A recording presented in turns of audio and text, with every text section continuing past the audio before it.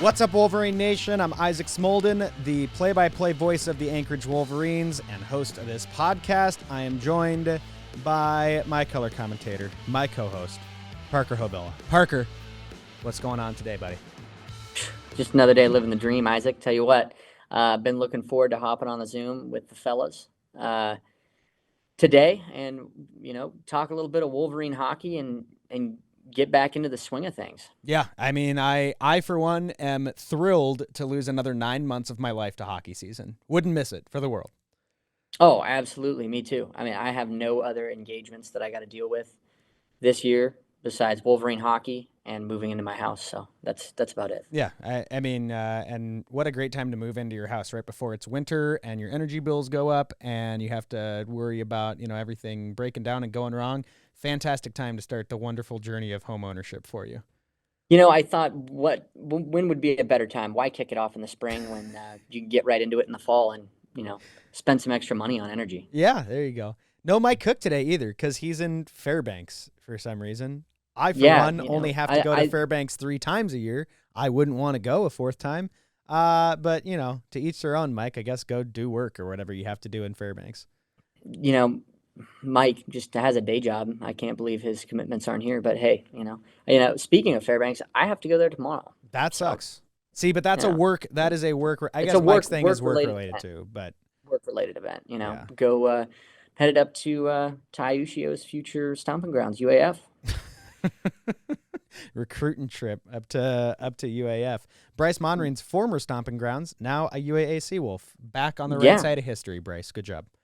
Yeah, Bryce back in Anchorage. That cold weather got to him, I think. I was talking to him a couple weeks ago, ran into him, and I go, "You ready to go back to Fairbanks for your second year?" And he said, "I'm an Anchorage guy till the day I die." And I was like, "Amen, brother."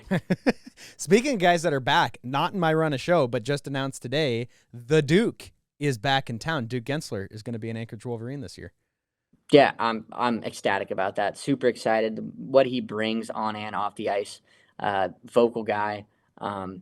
Really excited for him to be back in the Wolverines teal and blue and a hint of orange. Absolutely. Well, this past weekend, we had the first games of, I guess not the first games of the regular season. It was the first time we were at the Sullivan for the 2 Intersquad games that took place Friday and Saturday. And a little bit of a shellacking on Friday night was, I believe, the terminology that you used, Navy winning 7-2. Yeah, big steamroll. But White responding on Saturday 6-4, so you got to watch both teams win a game and some really good competition, some high-energy stuff. I was impressed with the level of talent that was showcased, even if the defensive zone, the neutral zone for both teams, made me want to pull my eyeballs out sometimes. But hey, that's some September hockey for you. Yeah, the September hockey, the odd man rushes, the 2-on-1s, the 3-on-1s, the 4-on-1s. The 5-on-1 that led into a 4-on-1? Yeah, that one. And then my favorite one was where it's paused, and there's all 4 guys above the dots and 2 white skaters below the dots. I was like, that's beautiful right there. September hockey. Yeah, that's some training camp hockey. Big standout performance on Friday night from AJ Ulrich, who we found out when the roster's released is going to be a part of this team, at least going forward into the first games of the regular season and showcase. Hat trick in the first period, Parker, including that between the legs goal that he scored on the same shift as his first one.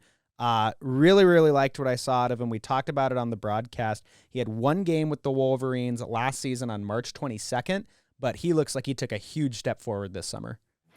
Yeah, he must have really gotten after it during the offseason. And, he had a taste of what it was like to play in the Sullivan Arena last year. And I'm sure he thought about that all summer and wanting to make this team moving forward. And like you said, he'll be a part of the team for the first weekend of the regular season. So, he's doing all he can to stand out and try to stick. And I'm sure last year he was left wanting more, getting that 1 game in there at the end of the season. And now he has the opportunity to suit up and start the regular season with the Wolverines. A guy that came back to the team this year that I think was the clear standout performer on Saturday was Sam Everett. 2 goals, 1 assist for him in that second inter-squad game. And last year, Parker, we really saw him in an enabling role where he gets mixed in there with some top scoring guys on the wing. He goes into the corner, bangs and crashes. But because he was out there with those guys and because he allowed them to do their job, he ended up with a ton of points last season, especially down the stretch. That was exactly what we saw to him on Saturday. He was there with both Beetle brothers, and they just put the puck in the back of the net for White. Yeah, that line is something I would love to see stick together. I know you wouldn't because of the play-by-play nightmare of calling the Beetle brothers and Everett on the same sheet all the time. But it seemed like they really had some mojo going on. They were moving the puck really well. It looked like they'd been playing together for months. Yeah, for sure. And we know all three of those guys will remain on the roster here into the first games of the regular season. And so this first round of cuts, I think you saw 7 or 8 guys that unfortunately will be departing Anchorage, but you have this kind of core group. Guys are starting to gel together. A lot of guys know what to expect now moving forward. And I think it allows you that with that clarity, I think comes the consistency and the structure needed for things like the defensive zone and systems work and chemistry to really start forming in the first couple of weeks of the season, which is good. And for the Wolverines, like we talked about with Coach Aikens on the broadcast, they don't get the same amount of exhibition games as a lot of other teams will. So the sooner that process can begin, the better off they're going to be in the long run. Yeah, absolutely. And, I think a really key thing that's going to aid in the favor of the Wolverines is their schedule. The beginning of the year, they're on the road, so the guys are going to be together constantly. They'll be living in the same space. They'll be rooming together. They'll be eating together for all their meals. I think for a gel factor, it's going to play favors in their hand because they're going to be around each other for the next 6 weeks, essentially, before they make it back to the Sullivan Arena, get back with their billet families, and then they're just seeing each other, at the rink, at training and whatnot. And sure, they're hanging out after at their different billet family houses, and guys are getting together. But I think the good thing will be they're on the road together, so they're kind of forced to gel and start really getting in that team mindset. Yeah, absolutely. And there are still another round of cuts expected because they've got a roster of, I think, 30 guys right now.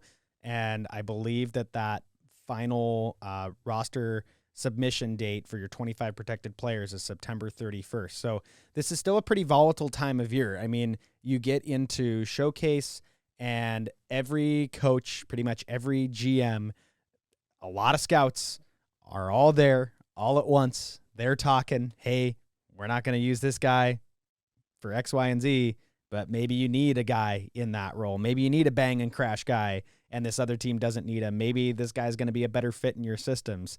And so you always see a bunch of departures and then usually some new arrivals by the time the team comes back to Alaska for that. I think it's 4th week of the season that they will have their first home game. So it's really interesting to keep an eye on, the league website and the league rosters and see how things kind of shake out around the league because there's always a ton of moves. Yeah, absolutely. And, we'll see another kind of surge of maybe 1 or 2 new guys when roster freezes happen too. I mean, it seems like every year there's a few last minute trades trying to load up right before you go into playoffs. And kind of like what Merritt touched on when we had him on. He was saying, it's not a rebuild, it's a reload because they had a lot of talented guys at training camp this year. And even in those 2 scrimmages that we watched, there were some guys that stuck out that will probably score some big goals for the Wolverines this season. Yeah, absolutely. Well, without any further ado, let's invite the head coach of the Anchorage Wolverines back on the podcast, get his thoughts on training camp and the first games of the regular season.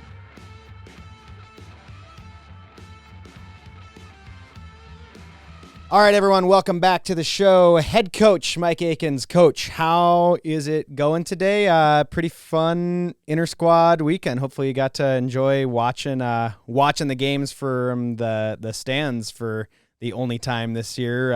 What'd you think of the weekend as a whole and the guys on the ice? Yeah, I don't plan on being in the stands too often, hopefully. So, it was interesting. Friday, I thought was pretty sloppy, and it maybe to be expected with the first game of the year. tough ice conditions. That's something we're going to have to battle through because you're going to face that, in the fall and potentially in the spring. So that's something we'll just have to learn to deal with. But I thought Saturday was a lot cleaner. I thought guys handled pucks better, caught pucks better, made some plays. I thought the goalies were better on Saturday and got some saves. So, I thought the effort was good both nights. I think we still aren't playing quite as fast, physical, tough to play against. I don't think we're doing enough of that stuff yet, but I think that's a work in progress, and we're learning. I feel like we're getting better every day. I think we trimmed some numbers down after Saturday. That's a tough part of the business, but it unfortunately has to be done. And I think, starting practice Monday, I felt like we had good jump, and it's been a pretty good week of practice. Coach, when you're cutting down a roster, how crucial is it to see guys in game scenarios to really help you make those decisions? Yeah, I'd really like to see them in a real game and instead of just, playing ourselves. But we don't have that luxury right now. And I am worried a little bit that it's going to put us behind the 8 ball as we go down to play the Wilderness for 2 and then go to the Showcase and then Janesville. So those teams are all going to have 5, 6, 7 exhibition games under their belt. And as you can see, the difference in just one game from Friday to Saturday, guys start to get more comfortable and get used to the pace of junior hockey and all that. It makes a big difference. So, all we can do is just try and get ourselves as ready as we can. And we're going to get thrown into the fire when we go down there. And hopefully we've got the right guys and we find ways to get it done. Now that training camp is kind of officially over and this next chapter has begun, is there any shift in mentality for the coaching staff, management, when it comes to roster moves, stuff going on the ice? Yeah, I think, it's really not done yet. We've just, we cut a few guys, but we're not down to where we need to be. So there's going to be more. And, there's a lot of movement right now. There's, Duke just came back to us from the USHL, so he was at practice today.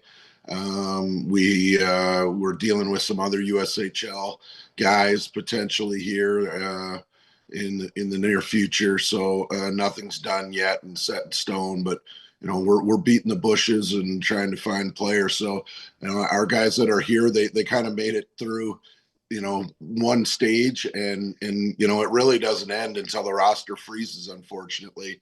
And I think, in certain aspects, that's good. They should feel good about themselves that they made it this far. But, the work's not done yet. And they need to keep competing every day and earn their spots every day in practice and in the weekends and the games. Coach, you already kind of touched on it a little bit, but what are your expectations of the team here in this first weekend against Minnesota and then rolling into the Showcase?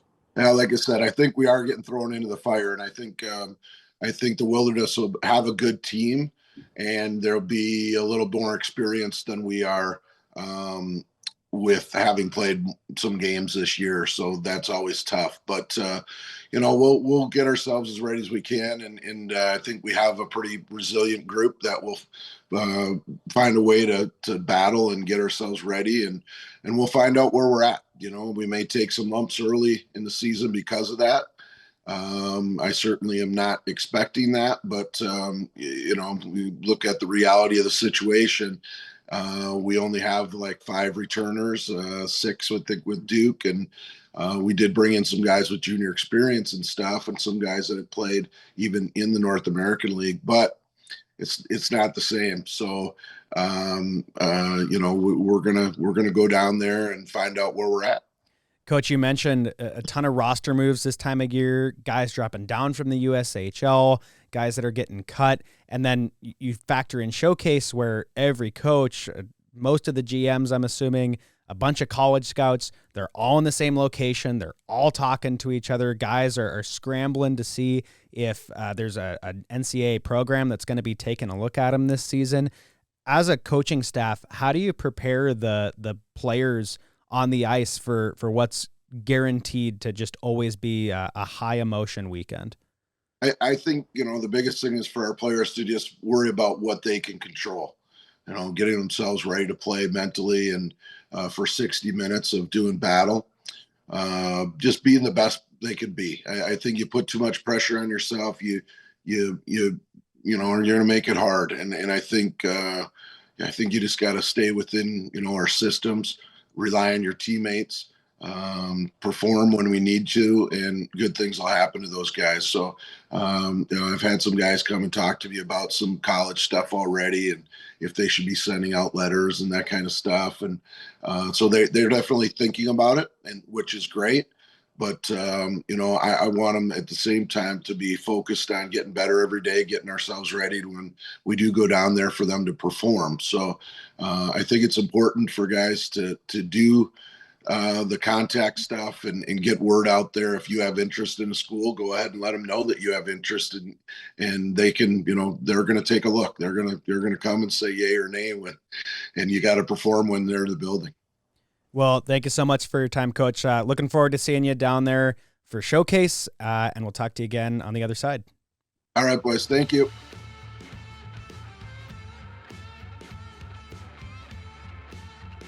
All right. Thank you so much, Coach, for chatting with us. Again, super excited to see how that first weekend against the Wilderness shakes out. I mean, let's talk a little bit about it, Parker. This Friday and Saturday, we're going to see the first regular season games of the 2025-26 regular season for the Anchorage Wolverines. They're going to be in Cloquet against a Minnesota Wilderness team that struggled a little more last year than in years past. Yeah, absolutely. The Wolverines kind of had the Wilderness's number last year, playing up against them at the Sullivan Arena, and even when they would go down to Minnesota. I know they dropped a game in that first series last year, I think. Yep. A game or two against Minnesota as they were trying to get things going. And then the rest of the year they had Minnesota's number. And as the season progressed, you watched the Wolverines just continue to climb the standings, and Minnesota hung out around that, 5-6 spot. I mean, they were way down there for a second, and then kind of there in that, I don't know, the start to kind of the postseason push, there was a situation where every team other than Kenai River had like a realistic shot of making that fourth playoff position, because it was so obvious from about the halfway point on that the top three teams were going to be Anchorage, Fairbanks, Wisconsin. And Minnesota almost snuck in there at the end, but the Steel edged them out at the last minute because of that final weekend against the Wolverines. I think the Steel had to lose both games in regulation. Minnesota had to win both, is what it boiled down to. And that's a team that we've seen in the playoffs a decent amount, at least in the Wolverines' short time in the league. And it'll be interesting to see, I think, for them, what type of bounce back season are they going to have. They always seem to find a way to put a competitive team on the ice. But we've never really seen them be the world beaters of the division, at least in the time that Anchorage has been a part of the league. So I'm curious to watch these two games and get my first look at one of the division's more consistent, but teams that will be looking for a step forward this year. Yeah, I'm really looking forward to it too. As I'm moving into my house this weekend, I'll be on NATV, tuning in, seeing what's going on, taking some notes. And I'm excited to see how this Minnesota team bounces back this year.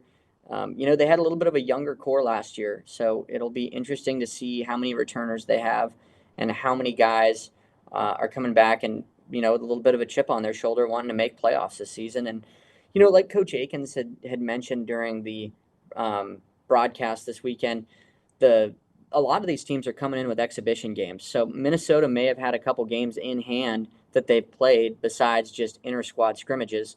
So that's something you have to put into account too. I wouldn't be surprised if the Wolverines have a slower start this first weekend.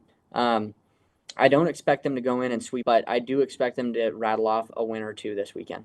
Yeah, and I think that other teams in the division have to realize that this is the time of year that you need to win these games against the Wolverines. I think for Minnesota, this is a very important weekend, because not only is this your best chance to beat Anchorage early in the year with how few exhibition games that they've had, but then also everyone in the division knows how hard it was to win at the Sullivan last season. And so when Anchorage is in town, I think you're going to see a lot of other teams best because they recognize the importance of winning those games when the Wolverines are on the road, especially when they're on the road outside the state of Alaska. That too, and playing on a smaller sheet. They can use it to their advantages better. Getting on the big sheet in Anchorage, it has been problematic for some teams. Look at the Wisconsin Wendigo last year. They really struggled to win games against the Wolverines at the Sullivan Arena until the very end. They straight up didn't until the last game of the playoffs. Yeah, exactly. And it was something, the bigger ice sometimes is a problem. You give guys a little bit more time and space, and then they start second guessing their decisions. And the Wolverines have used that to their advantage since playing at the Sully, last year being the first year. But I think the way that the team was built last year, that really was advantageous to play on that bigger sheet. Yeah, 100%. I mean, you nailed it. And after this weekend, it goes right into showcase, right? So you got a 2-game set against the Wilderness, and then you're into a 3-game week in Blaine. And not only are you going to have a ton of scouts in the building, you're also going to have, like we mentioned earlier, all the GMs, all the coaches, all in one place. It's a high emotion weekend. There's a lot on the line. I mean, just walking around the super rink and the facility, you see how many hockey people are there just to watch these guys compete at a super high level. The national development team is there. So for the guys on the ice, even though in the grand scheme of things, you're playing teams from outside your division, so the end result of the games isn't quite as important as maybe a lot of other games down the stretch. There's a lot riding for these guys, and especially the age outs that are trying to secure NCAA commits with only 1 year left to do it. Yeah, that's really trying for those guys in that last year. It's probably, it's eating at them a little bit, maybe a little bit stressful trying to figure out where they're going to play hockey next season because, you and I both know it all too well. The junior hockey ride is a short ride, and if you skip that one, you like I did, and you go straight to college, and then that ends, all of a sudden you're sitting there and you're like, I was a hockey player last year. Now I don't know what I'm doing, and I don't know what to put my identity in. And for a lot of kids, I know I went through that when I had to unfortunately stop playing. And a lot of these guys, that's probably going on in the back of their mind thinking, what am I going to do next year and where am I going to play? Because I need to keep playing, or I want to keep playing.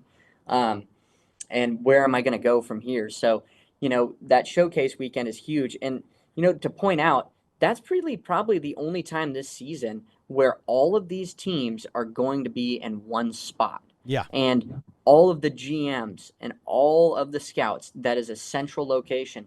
And you really need to have a great weekend because how often are these scouts going to be flying up to Anchorage or making the drive to some of these Midwest division towns to check out these players? It's really a big weekend where you got to cement yourself, and not only in your lineup because there's still cuts going on, but also you got to look forward to where am I playing next year?